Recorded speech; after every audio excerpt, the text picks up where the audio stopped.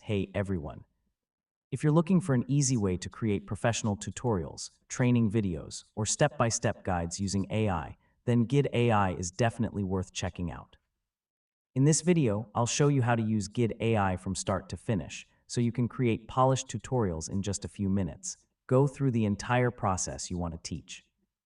This could be anything from creating a social media post to setting up software or completing a task inside a website.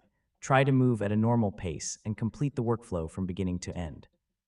One of Guidde's most useful features is AI voiceovers. To add narration, open the voiceover section and choose a voice from the available options. There are multiple accents and languages to choose from. Once you've selected a voice, generate the narration and let Guidde create the audio automatically. Thanks for watching. I hope this guide helped you get started with Guidde AI. If you found it useful, be sure to check out more tutorials, and I'll see you in the next one.